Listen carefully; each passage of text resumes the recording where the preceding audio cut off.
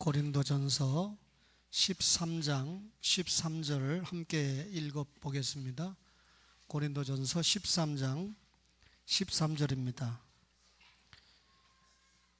고린도전서 13장 13절 시작.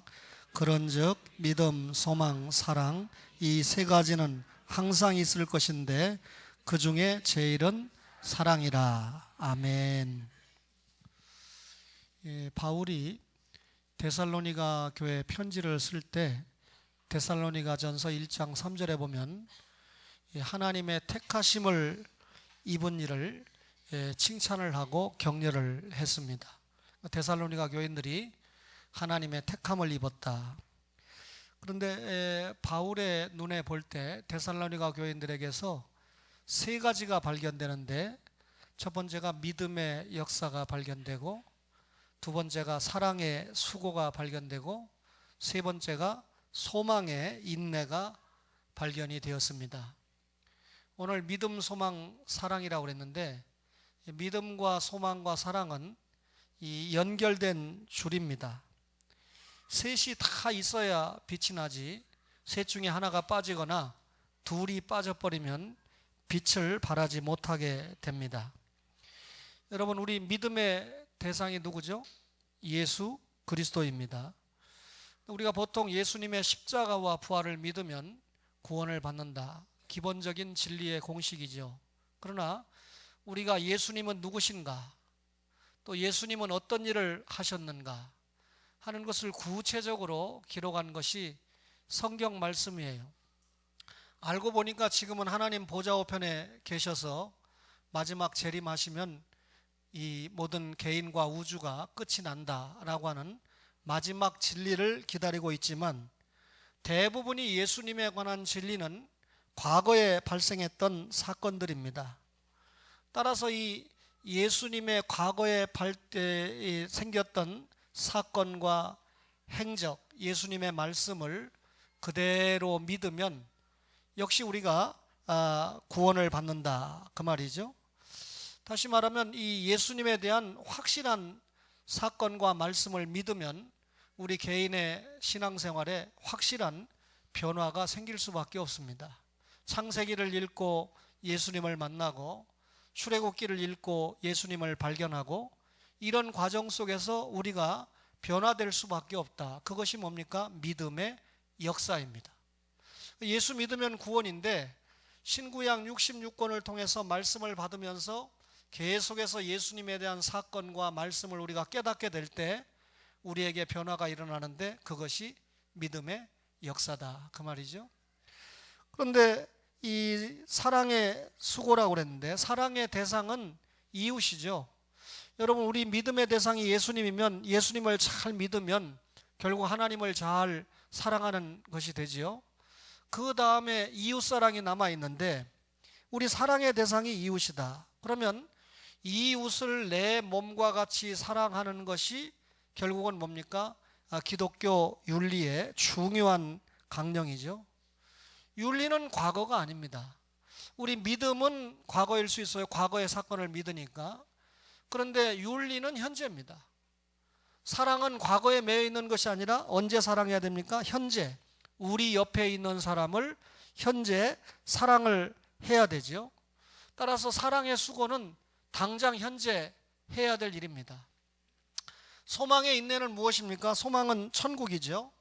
여러분, 예수 믿으면 천국, 예수 잘 믿으면 상급. 이 천국과 상급은 아직 이루어지지 않았어요. 그러니까 미래적인 것이죠. 따라서 우리에게 소망으로 주어진 것입니다. 그래서 과거는 믿음의 역사, 현재는 사랑의 수고, 미래는 소망의 인내를 통해서 우리가 신앙생활을 하게 되는데, 여러분, 이 현재는 과거의 결과잖아요. 따라서 우리가 사랑의 수고를 할 때 믿음이 없는 사랑의 수고는 헛거라는 것입니다. 또 현재는 미래를 결정하지 않습니까? 현재 여러분과 저가 믿음을 통해서 천국이 결정나죠, 미래에. 또 현재 사랑의 수고를 통해서 미래에 받을 상급이 결정나지 않습니까? 따라서 이 과거와 현재는 미래를 향한 강한 출력이 되는데, 오늘 본문에 보니까 믿음과 소망과 사랑 세 가지는 항상 있을 것인데 그 중에 제일은 사랑이라고 그랬고, 12장 31절에 보면 너희는 더욱 큰 은사를 사모하라, 내가 또한 가장 좋은 길을 너희에게 보인다 그랬는데요, 고린도전서 12장을 보면 성령님의 은사를 쭉 이야기하거든요. 아무리 은사가 좋아도 여러분 몸과 지체를 통해서 설명하거든요. 지체를 이루지 못하는 은사는 헌일이라는 거예요. 하나님의 영광과 교회의 덕을 세우지 못하는 은사는 헛거라는 겁니다. 그러면 여러분, 더욱 큰 은사를 사모하라고 그랬는데 더욱 큰 은사가 뭡니까? 사랑을 얘기하는 거예요. 그 사랑이 가장 좋은 길을 너희에게 보인다라고 말씀을 했는데, 자 여러분, 소망은 미래적인 것이니까 그렇다고 치고, 구원받은 여러분과 저가 믿음으로 구원받았죠? 믿음으로 구원받은 우리가 사랑의 수고를 지금 해야 된다고 그랬죠? 그러면 믿음과 사랑은 불가 분리의 관계입니까? 연속된 관계입니까? 굉장히 유관한 관계를 가지고 있는 게 믿음과 사랑이죠. 믿음은 교리입니다. 사랑은 윤리입니다. 예수를 믿는 신자가 교리와 윤리를 뗄래야 뗄 수가 없습니다. 믿음은 의롭다함을 줍니다. 칭의죠. 그런데 여러분, 사랑은 무엇입니까? 성화를 이루게 되죠. 예수 믿고 구원받은 신자가 날마다의 삶 속에서 거룩을 이루어가는 거 아닙니까? 칭의와 성화는 무관할 수가 없다.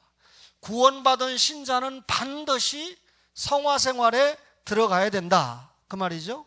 따라서 여러분, 신학과 설교는 결국 믿음과 사랑을 가르쳐야 되고, 신학과 윤리를 가르쳐야지, 예수 믿으면 구원받는다만 강조한다든지 또 서로 사랑해야 된다는 윤리적인 것만 강조해서는 균형 잡힌 말씀이 될 수가 없다 그 말이죠. 여러분, 어떤 목사나 어떤 분의 설교를 들어보면 현재만 고려한 사랑을 강조하는 경우가 있어요. 여러분, 지상에 사랑이라는 이름을 가진 교회가 꽤 많아요, 그죠? 근데 여러분, 우리 고신교단의 유명한 장로님인 손봉호 장로님이 자기가 사랑교회 목사를 너무 사랑한다는 거예요. 너무 잘 안다는 거예요. 그동안 교제를 잘 해왔다는 거예요. 그럼에도 불구하고 내가 이제는 내 양심의 소리를 해야 되겠다 해가지고, 네가 논문을 표절하는 것이 얼마나 큰 죄인 걸 아느냐. 손봉호 교수님, 서울대학교 교수는 논문 조금 표절했다가 목이 날라갔다. 그리고 정치인들이 논문 표절했다가 장관직에 오르지 못했다. 하물며 목사가 네가 표절한 건 내가 보니까 그 사람들 정도의 표절 정도가 아니고 완전히 논문이라고 할 수 없는 표절을 했는데, 너에게 하나님이 주신 특권이 있는데 회개다. 회개라는 특권을 사용할 때 용서를 받을 수 있는데 전혀 회개를 하지 않고 한국교회를 망쳐놨다.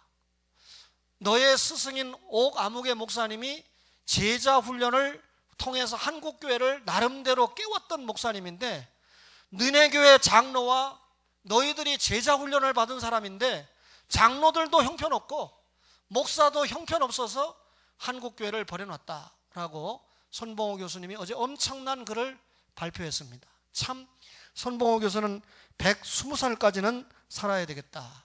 그분이 지금 고신대학교 석좌 교수님인데, 그런 분을 고신대학교 총장 시키면 고신대학교가 얼마나 변하겠습니까마는, 그분이 총장 되시는 다음에 고신대는 문 닫을 수 있죠. 큰일 났네. 이거 오늘 또 녹화를 했을 텐데 실을 수도 없고 안 실을 수도 있고. 무슨 말입니까? 직원들이, 교육부 직원들을 당사할 때 된장찌개 대접하라 이겁니다. 왜 학교 공금 가지고 갈비 새먹이고 못된 짓을 하느냐. 동덕여대입니까? 덕성여대입니까? 총장 했죠. 그때 이분이 총장님 할 때 이 직원들에게 된장찌개만 대접해라. 교육부 직원이 된장찌개 먹고 도장 찍어주고 가겠어요? 그러니 학교 운영하기가 참 어렵죠. 이게 딜레마예요. 여러분, 내일 총리 당락 투표가 되는 분은 고등학교 저한테 정확하게 10년 선배인데, 그분은 말 실수를 해가지고 지금 내일 이 곤욕을 치르게 돼 있어요. 그리고 나름대로 참 65년의 삶이 공개가 됐죠. 그래도 총리를 하려고 하는 거 보면 참 그 직이 좋기는 좋은가 보다 싶어요. 저는 청문회 갈 일이 없어서 참 감사합니다. 여러분, 현재만 고려해가지고 자꾸 사랑 용서하세요. 이게 알미니안 신학을 가지고 있는 교회들의 특징이에요. 감리교나 성결교나 침례교나 순복음교회를 우리가 알미니안 신학을 가졌다 이렇게 얘기하는데요, 이 교회들을 가보면 예수 믿고 어떻게 살아야 된다, 사랑해야 된다, 뜨겁게 사랑해야 된다, 그리고 이 목회자들의 모습에도 그런 모습이 적지 않게 보여요. 그런데 여러분, 우리 이 칼빈주의 입장의 교회들은 또 무슨 맹점이 있냐면, 예수 믿어야 구원받는다, 예수 믿어야 구원받는다, 하나님의 전적인 은혜로 구원받는다, 이걸 자꾸 강조해요. 근데 이 예수를 믿으면 구원받는다는 칭의와 또 예수 믿고 구원받았으면 어떻게 살아야 된다는 성화를 함께 강조하는 교회가 좋은 교회인데, 여러분 목사는 어떤 입장에 있는가 하는 건 여러분들이 알아서 판단하세요. 그러나 아직 지수는 날 판단하면 안 됩니다. 그죠? 지수가 지금 아직까지 말씀을 잘 모르기 때문에 목사님의 설교가 어떤 설교가 판단을 할 만한 사람이 판단을 해야 되죠. 고린도서 읽었습니다. 바울이 고린도 교회에 쓴 편지 아닙니까? 근데 이 고린도 교회는 은사를 받았다고 하는 사람들이 얼마나 많았는지, 이 은사를 선용하지 못하는 바람에 고린도 교회 분열도 왔고, 또 고린도 교회 혼란을 경험하게 되는 그런 교회가 됐어요. 여러분, 고린도 교회의 모습을 보면 참 답답한 모습을 많이 보지 않습니까? 하나님께서 우리에게 은사를 주신 목적이 뭡니까? 그 은사를 통해서 교회를 바로 세우고 교회를 통해서 봉사하면서 하나님의 영광을 드러내는 것이 우리가 하나님께 은사를 받은 목적이거든요. 그런데 이 성도들 가운데 보니까, 교인들 가운데 은사를 받았는데 은사를 선용하지 못하고 다른 사람을 평가하는 데만 급급한 사람들이 있어요. 은사 중에 성령의 은사를 받아야 되는데, 성령님의 은사를 받은 사람이 많으면 많을수록 그 교회는 평안하고요, 성령의 은사를 받은 사람이 많으면 많을수록 그 교회는 봉사하는 사람이 많이 일어나게 돼 있습니다. 여러분, 은사를 받았다고 그러면서 교회의 덕을 세우지 못하고 서로 자기가 받은 은사만 잘났다고 이야기하면서 여러분 다른 사람들을 평가한다고 그러면 곤란하거든요. 여러분, 우리 이 찬양대에 혜성처럼 나타난 세계적인 테너가 있어요. 그죠? 근데 그 찬양대원들을 쭉 보면서 요즘 우리 교인들의 평가가 두 가지로 나타나는데, 한 평가는 그동안은 찬양을 너무 못하는 사람들만 해서 그런지 이 화음이 잘 됐는데 너무 잘하는 사람이 들어가니까 그분이 좀 튄다, 이런 평가가 하나 있어요.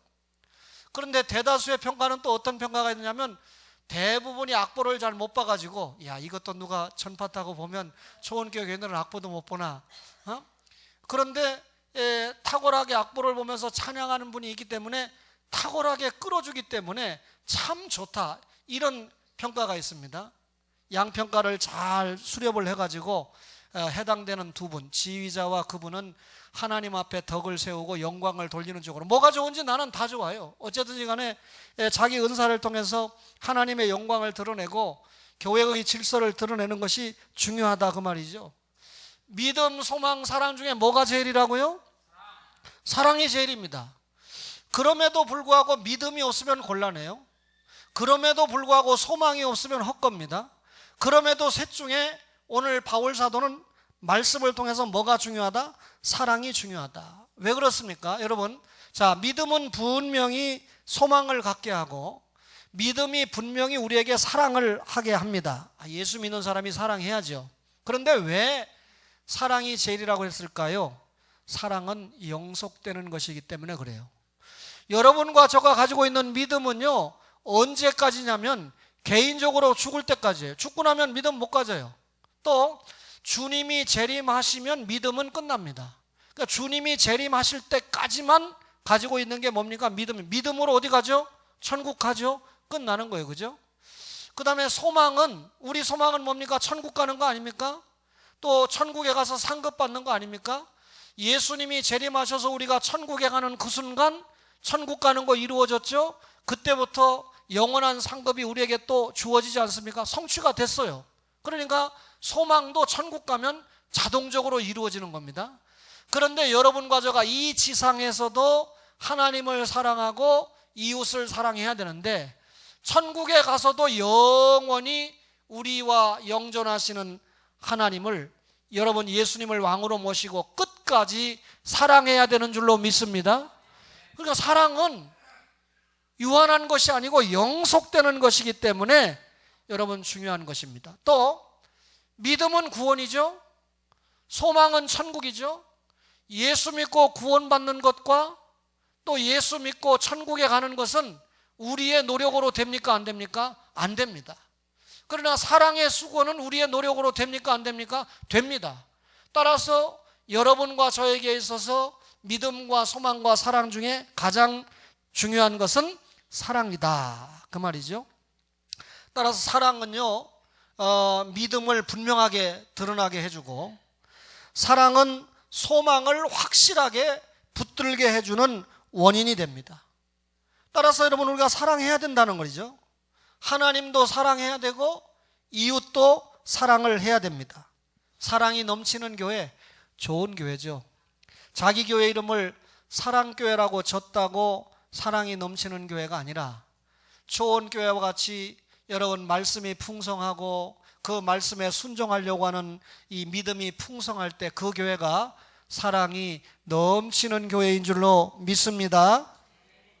오늘 고린도전서 12장 31절에 너희는 더욱 큰 은사를 사모하라 그랬는데, 여러분 가장 큰 은사는 뭘 얘기하냐면 사랑을 이야기하거든요. 모든 은사는 사랑을 이루어야 됩니다. 모든 은사는 사랑을 통해서 활용되어져야 됩니다. 내가 가지고 있는 은사가 사랑이라고 하는 통로를 통해서 사용되어질 때 결과가 좋을 수밖에 없다, 그 말이죠. 그러면 우선 우리가 이 사랑을 이야기할 때 누가 먼저 우리를 사랑했습니까? 주님이 우리를 먼저 사랑하셨죠. 그러면 여러분과 저가 뭐부터 배워야 되냐면 주님의 사랑을 받는 것부터 배워야 됩니다. 요한일서 4장 10절에 사랑은 여기 있으니 우리가 하나님을 사랑하는 것이 아니요 하나님이 우리를 사랑하사 우리 죄를 위하여 화목제로 그 아들을 보내셨습니다 그랬습니다. 하나님의 사랑은 독생성자 예수 그리스도를 이 땅에 보내주시고 우리의 죄를 대신해서 십자가에 내어주시는 것에서 하나님의 사랑의 절정을 우리에게 보여주시지 않았습니까? 우리는 죄 때문에 지옥 백성이 되고 말았습니다. 이 지옥 멸망의 백성을 구원하시는 방법은 예수님의 십자가 보혈 외에는 다른 대안이 없었습니다. 따라서 하나님께서 한 분밖에 없는 예수 그리스도를 이 땅에 보내셔서 십자가에서 하나님과 우리 사이에 막힌 담을 헐어버리고 예수님이 화목제물이 되게 하셨습니다. 이 예수님의 대속의 사랑, 사죄의 사랑을 누가 입었습니까? 우리가 먼저 사랑해서 입은 것이 아니라 하나님이 먼저 우리를 사랑해서 예수 십자가에 달았고 예수 십자가에 달린 사실을 믿는 믿음으로 구원받는데, 그 믿는 믿음마저도 내 머리에다 맡겼으면 믿지 않았을 텐데 하나님이 예수님의 십자가와 부활의 사건을 믿어지도록 역사, 선물로 주셨기 때문에 예수 믿게 되는 겁니다. 따라서 이 사실이 믿어지는 사람, 지금 이 말씀이 믿어지는 사람은 하나님의 사랑을 받은 줄로 믿습니다. 그 결과 우리가 하나님의 사람이 되고 그 결과 하나님께 나아갈 수 있는 제일 좋은 길을 얻었다, 그 말이죠. 두 번째로는요, 우리가 주님의 사랑을 받는 것에 익숙해야 되고, 그러면 누구의 사랑을 받았습니까? 주님의 사랑을 받았죠. 그러면 이번에는 누구를 사랑해야 됩니까? 주님을 사랑하게 된 것을 우리가 생각하면서 감사해야 돼요. 누가복음 7장 47절에 보면 이러므로 내가 네게 말하노니 저의 많은 죄가 사하여졌도다. 이는 저희 사랑함이 많음이라 사함을 받은 일이 적은 자는 적게 사랑하느니라. 사함을 많이 받은 자는 많이 사랑하고 사함을 적게 받은 자는 적게 사랑한다. 예수님이 죄인인 한 여자에게 주신 말씀인데, 여러분, 이 여자가 주님을 얼마나 뜨겁게 사랑했던지 예수님이 그 여인을 인정해 준 말씀입니다. 이 여자가 주님을 만날 때 자기의 죄를 깨닫고 얼마나 많은 눈물을 흘렸는지 모릅니다. 그리고 주님의 발등상을 눈물로 씻기고 자기의 풀에 친 머리털로 주님의 발을 닦았습니다. 그리고 주님의 발에 입 맞추고 쏟은 향유를 통해서 주님께 사랑을 아낌없이 표현을 했습니다. 이런 주님에 대한 사랑을 주님은 많은 용서, 많은 사죄와 정비례 한다. 우리가 받은 사랑이 많고 우리가 받은 용서가 많을 때 누구에게요? 주님을 통해서 그 주님이 나를 사랑하고 용서해 주었다는 걸 깨달은 것만큼 정비례해서 주님을 사랑하게 되어 있다, 그 말입니다. 여러분과 저가 정말 주님의 은혜로 십자가의 보혈로 구원받았다고 확신하십니까? 그렇다면 주님을 향한 뜨거운 사랑이 내 편에서 나타날 수밖에 없는 줄로 믿습니다. 기독교 2000년 역사가 지금까지 이렇게 이루어진 이유가 무엇입니까? 주님의 사랑을 받은 교회와 성도들이 뜨겁게 주님을 사랑한 결과이거든요. 주님을 뜨겁게 사랑해서 전도합니다. 주님을 뜨겁게 사랑했기 때문에 기도합니다. 주님을 뜨겁게 사랑했기 때문에 여러분 헌금도 드리지 않았습니까? 몸으로 마음으로 봉사하지 않았습니까? 그 결과 여러분 기독교 역사가 지금까지 이어져 오는 것입니다. 사랑하는 초원의 가족 여러분, 주님의 사랑을 받은 것을 확신한다면 이제 그 주님께 사랑을 돌려드리면서 보온하면서 많은 사랑을 감당하시는 은혜가 있기를 바랍니다. 그러면 여러분, 주님을 사랑하는 것은 주님의 몸된 교회, 주님의 몸된 가정을 사랑하는 것이겠죠. 그렇죠? 오늘 이 교회가 교회를 위해서 가정을 많이 희생시키는 것을 강조하는 경우가 있는데, 여러분들은 저에게서 그런 모습은 그동안 별로 보지 못했을 거예요.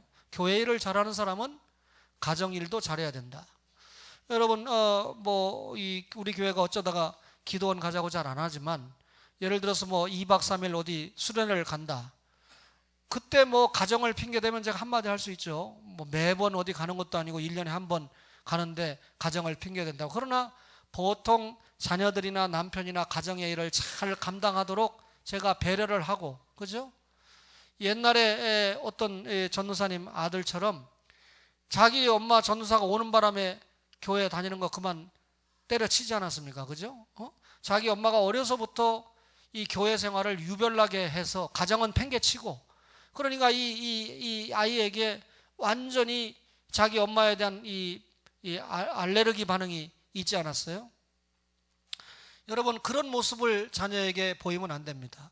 우리 가족들 가운데는 그런 모습을 보이는 사람이 없어서 제가 맘 놓고 설교합니다만, 여러분, 주님의 사랑을 많이 받았고 주님을 사랑하게 됐다?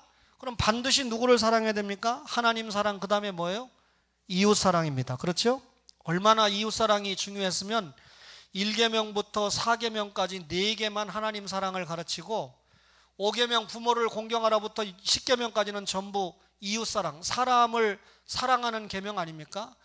우리가 이 세상에 살면서 그리스도의 사랑을 받은 자로서 이웃을 사랑하는 것이 얼마나 중요한가 두 가지로 설명할 수 있는데, 하나는 이웃에게 자비를 베풀어야 되고 또 하나는 이웃을 용서해야 되는데, 여러분 누가복음 10장 36절 이하에 보면 내 의견에는 이 세 사람 중에 누가 강도 만난 자의 이웃이 되겠느냐, 가로되 자비를 베푼 자입니다.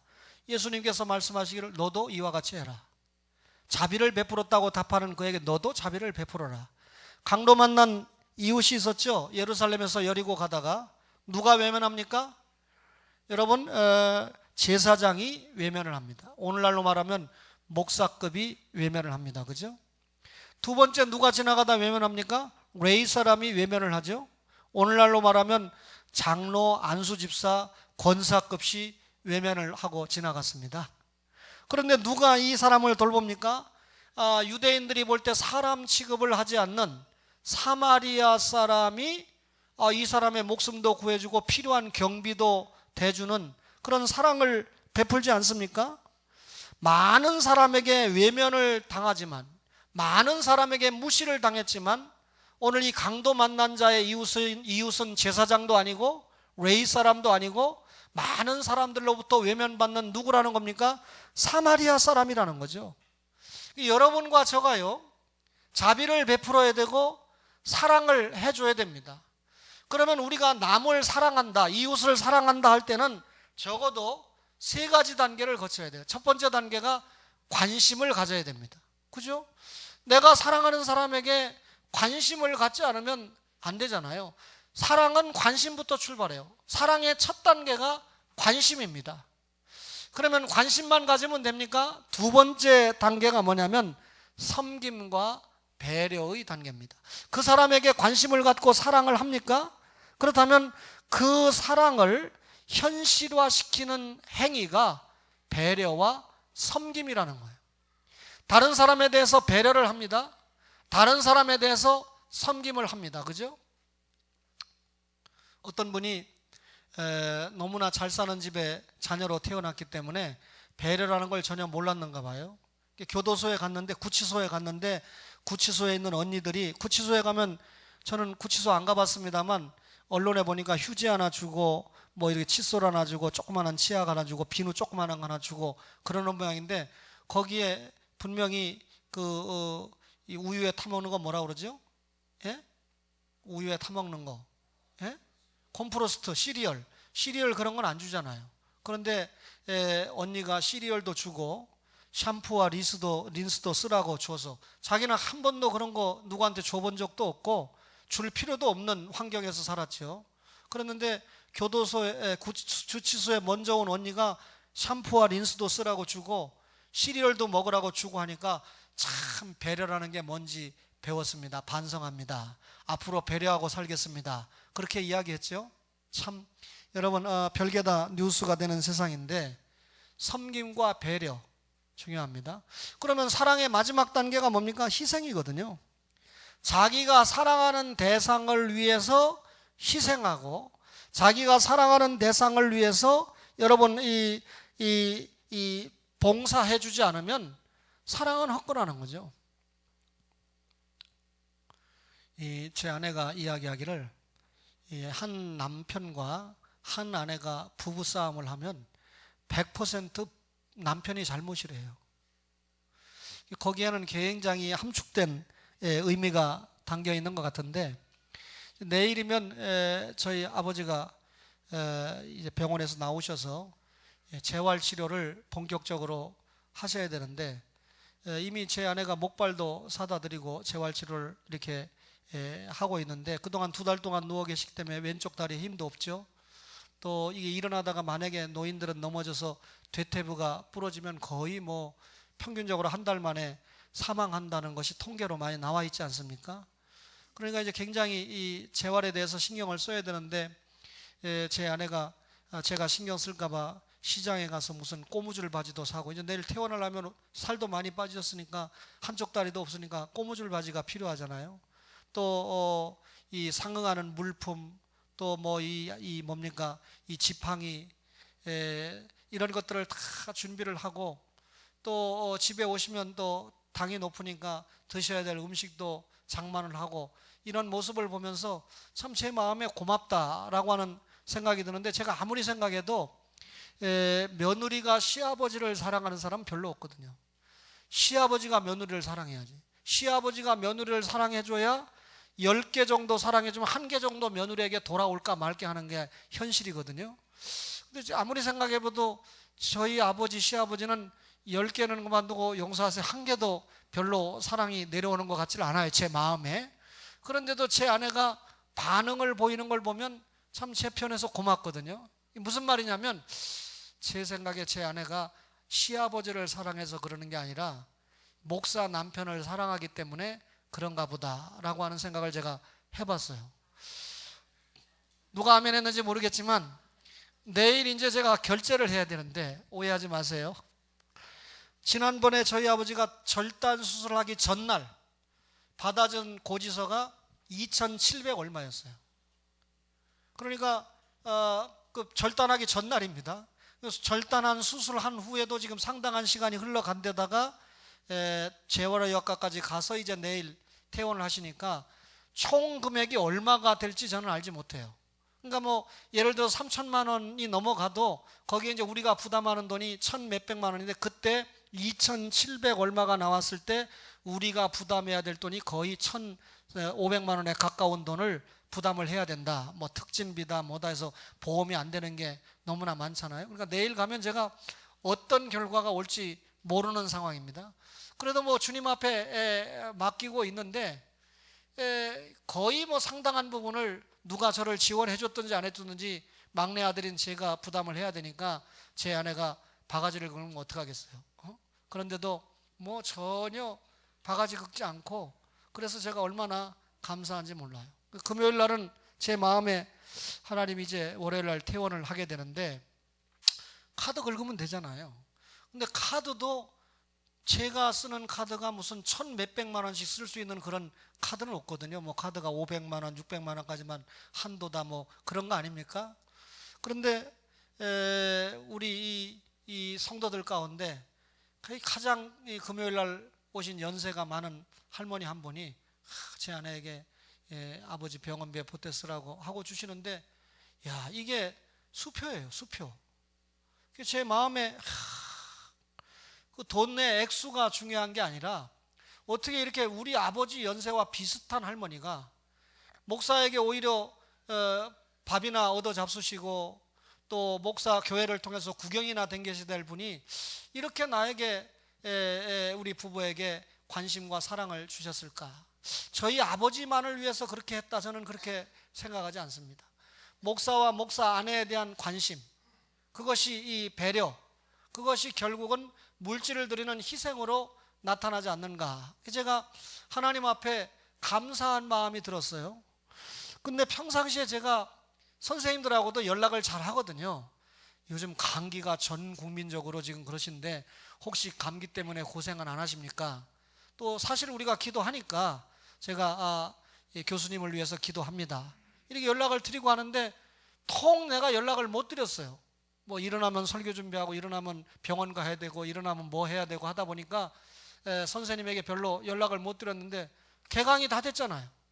개강이 다 되니까 저한테 연락이 와가지고 이제 강의 준비 어떻게 하는가, 교재는 뭘로 쓸 것인가 등등 이렇게 확인을 하는 과정에서 제가 교수님 연락을 제대로 드리지 못해서 죄송합니다, 이러이러한 일이 있어서 그랬습니다, 이해해 주십시오 하니까 보통 사람 같으면 그냥 듣고 끝내거든요. 그런데 왜 다리를 절단했느냐, 언제 입원을 했느냐, 경비는 얼마나 나왔느냐, 별걸 다 물어보시더니 당장 계좌를 대라는 거예요. 자기가 지금 당장 200만 원을 붙이겠다는 거예요. 여러분, 어떤 이 선생이 목사를 가르치는 어떤 선생이 200만 원이 작습니까? 여러분, 대학 교수 월급 한 달에 잘해봐야 5, 600만 원 되면 잘 됩니다. 그렇죠? 그런데 이 제자의 어려운 상황을 듣고 당장 내가 보낼 테니까 계좌를 불러라. 저 옆에 제 아내가 없었으면 그거 받았을 거예요. 근데 제 아내가 그 소리가 크게 들리니까 저한테 뭐 눈짓을 이렇게 하면서, 목회를 26년이나 했으면 선생님들이 장학금, 신학생 장학금 줄 사람이 얼마나 많습니까? 제자들 가운데. 지금도 학비 없어서 등록 못하는 사람이 있거든요. 목사가 이 스승에게 장학금이나 보내고 잘 가르쳐줘서 감사합니다 하고 위로금이나 보내고 해야 될 위치에 있어야지, 당신이 계속해서 스승에게 물질적인 어떤 배려나 받으면 되겠느냐 하고 제 아내가 꽝 하는데, 그 말이 1%도 틀린 게 없어서 제가 속으로는 지금 받고 나중에 갚으면 되지, 이런 마음을 가졌다가도 제 아내 말이 맞다 그래서 계좌 안 불러드렸어요. 근데 하루가 멀다 하고 지금 주일 아닙니까? 전화가 와가지고 왜 계좌 안 보내느냐 이깁니다. 그래서 제 마음에, 제 답에, 내일 제가 퇴원하시는 날인데 계산해보고 힘들면 연락드리겠습니다 하고 끊었어요. 참 이 제자에 대한 배려, 관심, 그리고 희생. 사실 설교하면서 말씀드리지만, 제가 여러분들 무슨 돈벌이를 잘해서 지금까지 잘 살아왔습니까? 아들 하나밖에 없는 아이를 유학 보내서 하숙비 들여서 대학을 가르칩니까? 국내 대학 등록금을 다 해도 그거 안 들어갑니다. 하숙비까지 다 해도. 그런데 지금 말씀한 교수님이 내 기억에 2번 내지 3번 정도는 등록금을 지원해 주시지 않았는가 하는 생각을 제가 해보게 됩니다. 3월달이 되니까 당장 이 부산 외국어대학교가 개강을 하는데 저보고 개강 집회를 하라는 거예요. 근데 작년에 개강 집회 제가 했잖아요. 그럼 개강 집회를 엄청나게 잘하는 목사이기 때문에 저를 시켰느냐? 아닙니다. 제가 이제 제 주제를 알아요. 왜냐하면 그 개강 집회 대학교 1, 2학년 학생들에게는 옛날에 장영출 목사님과 같이 그런 분이 맞지, I found it, I can, Jesus Christ 해가면서 이 희망을 가지세요, 소망을 가지세요, 나라와 민족을 위한 일꾼이 되세요 하면서 말도 잘하고 학생들을 들었다 놨다 하는 그런 강사가 필요하지, 이 오리지널 복음을 가지고 전하고 싶어하는 이 목사는 그 1시간 줘가지고는 아이들을 변화시키기 어렵거든요. 제가 외대생들을 가르쳐봐도 첫 시간에는 별 반응 없어요. 반응 없어도 제가 뭘 합니까? 믿음은 뭐에서 나죠? 들음에서 나는 줄 알기 때문에 줄기차게 밀어붙이거든요. 그러다 보면 1달 혹은 2달쯤 지나면 아이들이 눈물 콧물 쏟기 시작하는 겁니다. 그런데 한번 처음 입학한 애들에게 개강 집회 해가지고 그럴 자신이 없거든요. 성령님이 도와주셔야 되는데 그것도 여러분 저의 능력을 가지고는 안 된다는 걸 제가 잘 알거든요. 그 전화를 받는 그 순간부터 작년에는 고민 별로 안 했는데 올해는 지금 엄청나게 고민하고 영적으로 스트레스 받고 있어요. 어떻게 하면 이 아이들에게 주어진 시간에 말씀을 기가 막히게 전해서 역사가 일어나게 할 수 있을까? 그런데 선생님은 저를 왜 강사로 불렀는지 압니까? 간병인이 하루 종일 저희 아버지 목욕도 시켜드리고 성화를 다 받아하고 해서 간병비를 24시간 만에 받는 게 7만 원인데, 옛날에 이 대학 이 강사들 1시간 해봐야 얼마 안 준다 약간 불평을 하길래 나도 좀 경비 쓰고 그러면 별거 아니라서 그랬는데 제가 불평 안 하고 감사하기로 했어요. 우리는 1시간만 강의해도 5만 원 받잖아요. 그래도. 근데 24시간 일해도 7만 원 밖에, 그것도 험한 일 다 하고 해도 7만 원 밖에 못 받는 사람이 있는데 참 감사해야 되겠다 하는 생각을 제가 했습니다. 그런데 이 설교를 하면 사실은 1시간 설교 안 하잖아요. 예배 시작되는 게 1시간 정도니까 한 35분에서 40분 정도 설교하지 않습니까? 그런데 그때 받은 돈이 제 한 달 생활비더라고요. 그러니까 벌써 또 다른 선생님, 교수님은 뭘 생각했냐면 신목사가 아버지 때문에 재정적으로 고생을 많이 하고 있다. 그러니까 내가 해줄 수 있는 범위에 신목사가 학생들에게 말씀을 잘 전할 수 있는 은사가 있으니까 한 번 더 강단에 세워서 재정적으로 좀 위로를 줘야 되겠다 하는 생각을 하신 것 같아요. 얼마나 제 마음에 위로가 되고 감사가 되는지 모릅니다. 관심이에요. 배려예요. 사랑이에요. 그죠? 오늘 점심에 우리 교회 최고의 권사님인 현희숙 권사님과 김명자 권사님이 준비를 해서 대접을 했습니다. 그죠? 이 최고의 권사님이라는 의미는 먼저 임직을 받았다 그런 뜻이 있어요. 그런데 저한테는 최고의 음식인데 학생들에게는 최고의 음식이 되지 못했어요. 그러니까 목사가 이제 교육에 들어가죠. 왜? 딴 시간에 교육하면 분명히 그 구역장이 삐끼거든요. 근데 이 두 분은 삐끼지도 않겠지만 삐껴봐야 내가 전혀 신경도 안 씁니다. 어딜 가느냐. 20년 살았으면 같이 살다가 죽는 거지. 그렇죠? 근데 여러분, 중고등학생들이 같이 식사를 하잖아요. 제가 필리핀에 가니까 반찬이 12가지인 교회가 있었어요. 권영현 집사님 그런 교회 봤어요? 못 봤어요? 봤습니다. 교회 반찬이 12가지예요. 그것도 기가 막히게 했어요.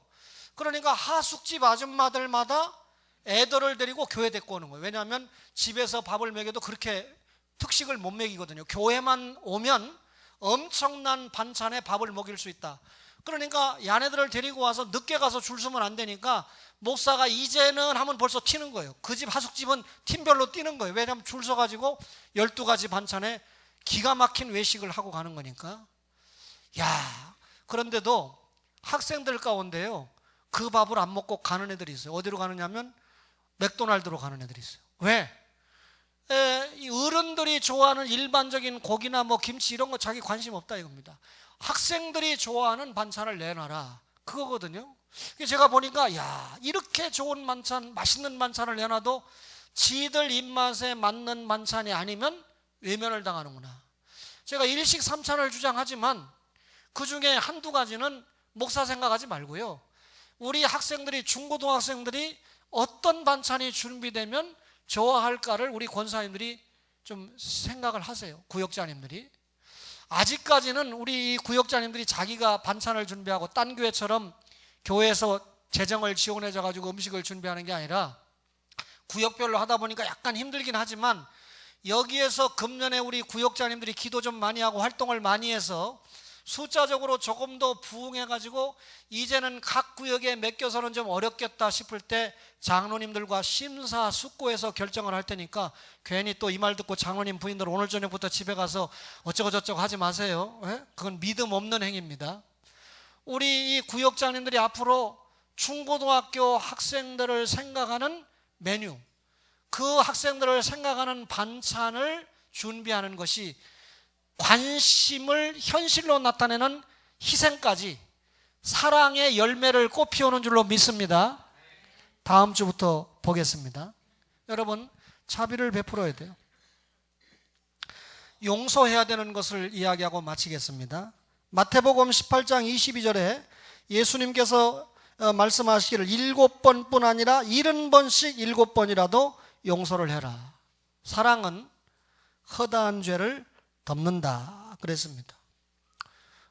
여러분들은 교회의 부분을 보고 단면을 봅니다. 유년주일학교 부장은 유년주일학교를 우선 생각하고 중고등부 부장은 중고등부를 생각하게 돼 있어요. 그러나 목사는 유년주일학교도 중고등부도 대학청년부도 장수복지에도 남녀전도에도 똑같은 관점으로 전체적으로 보고 있습니다. 여러분, 이 권사님 정도 되면 목사가 신경 쓰게 하면 안 되거든요. 내가 여러분 이 처음 예수 믿는 이 유수석 씨나 여러분 우리 이 미정 집사님 조카 우리가 신경 쓰고 사랑하고 생각해야 되지. 여러분 권사님에 대해서 내가 신경을 쓰고 그렇게 하면 되겠습니까? 내가 지수 이름 잊어버린 거 아니에요. 지금 그런 정도 나이가 아니에요.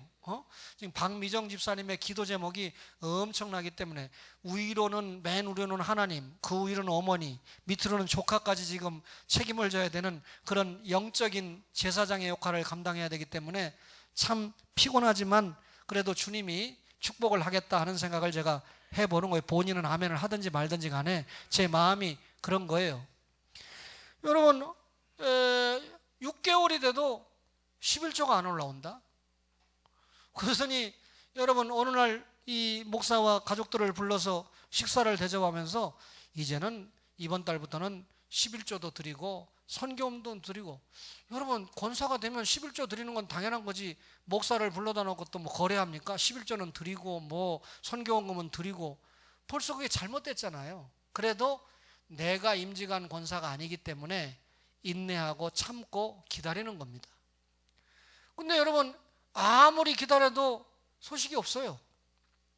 목사가 이 필리핀에 갑니다. 그죠? 선교여행을 갑니다. 그런데 또 선교여행을 가면 어느 할머니처럼 와가지고 목사님 잘 다녀오세요 하고 다만 10,000원이 됐든지 20,000원이 됐든지 주든가, 아니면 말로라도 잘 다녀오세요 하면 끝나는 거 아니에요?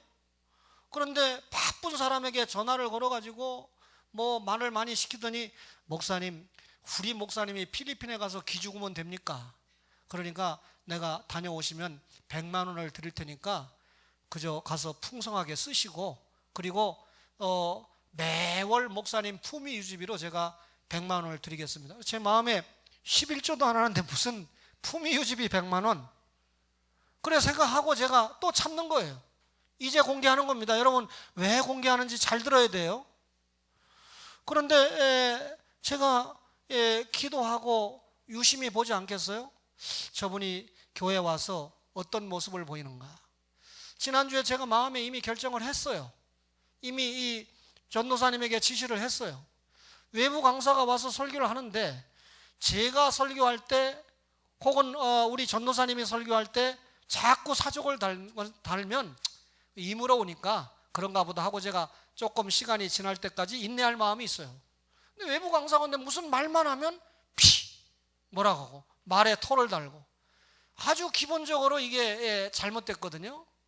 그런데 어제는 전화를 해가지고, 여러분 사실 과거에 어떤 권사님이 명절만 되면 배, 사과 이런 거 내가 먹지도 못하는 거, 내가 먹지 않는다고 제 아내까지 못 먹는 건 아니에요. 갖다 줘서 잘 먹었는데, 그분 없으면 배, 사과 갖다 주는 사람 없습니까? 또 배, 사과 안 받으면 제가 뭐 어떨 깁니까? 그렇죠? 그런 거 제가 연연하고 사는 목사 아니에요.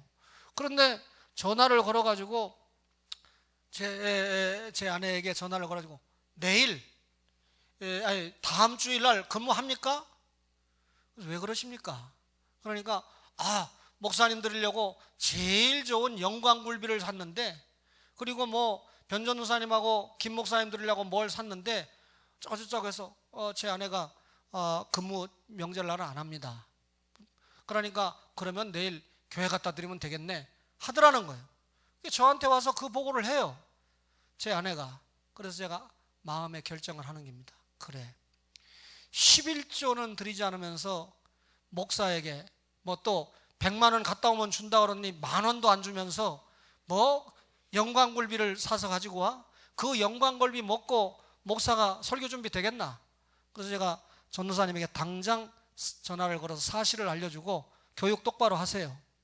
전도사님이 얼마나 지혜가 있는지 보고를 해서 옵니다, 저에게. 목사님이 11조도 드리지 못하는 어려운 형편이신데 무슨 굴비냐고, 그거 안 해주셔도 된다고 그렇게 얘기했더니 딱 교회 나오지 말라는 소리구만. 11조와 이 영광굴비가 무슨 상관이 있어? 하고 딱, 그분은 아무에게나 반말이거든요. 오늘 선임 장로님이 저를 찾아오셔가지고, 장로님 은퇴하신 지 꽤 됐잖아요. 강원도에 무슨 펜션을 짓는데 장로님을 사장님으로 모셔갈 테니까 별소리를 다 했는가 봐요. 근데 우리 장로님이 벌써 영적으로 밝으니까 이분하고는 좀 안 되겠다 해서, 제가 이 간증을 하기 전에 장로님이 저를 찾아오셔서 당신은 교회 안 나오는 것이 좋겠습니다 라고 마음을 가지고 저기 했는데, 소권사님을 통해서 들었다는 거예요. 제가 이제 장로님들의 마음도 모아졌으니까 내가 이제는 단속을 해야 되겠구나. 포도원을 허는 여우거든요. 포도원을 허는 여우를 잡지 못하면 시간이 지나면 교회가 무너지기 시작합니다. 성도가 마음을 상하기 시작합니다. 그런 분들은 조금 시간이 지나가면 목사와 성도들을 이간질 붙이거든요. 여러분 들은 사람 많지요? 여러분 그분이 어떤 성도는 아주 중진급 성도입니다. 이름까지 딱 찍어가면서 주독이 들었어. 술 먹나 봐. 어떤 누가 지나가면 담배 냄새가 나. 다 그 입에서 나오는 거 아닙니까? 여러분 목사도 그런 소리 안 하는데 목사도 기다리는 거 아닙니까? 맨 앞에 구집사님부터 맨 끝에 우리 최선아 집사까지 여러분 조는 사람 없죠 지금? 그런데 만약에 졸거나 딴짓을 해도 제가 지적 안 하잖아요. 기다리고 있잖아요. 때가 될 때까지 기다리고 있잖아요. 그런데 그런 소리를 자꾸 하는 것은 벌써 분열을 조장하는 거고 불만을 조장하는, 사람에 대해서 불신을 조장하는 거거든요. 어쩌다 새벽기도 한 번 왔습니다. 그날따라 왜 유동진 장로님까지 안 나온 거야? 장로들이 새벽기도도 안 나오는 게 무슨 장로야?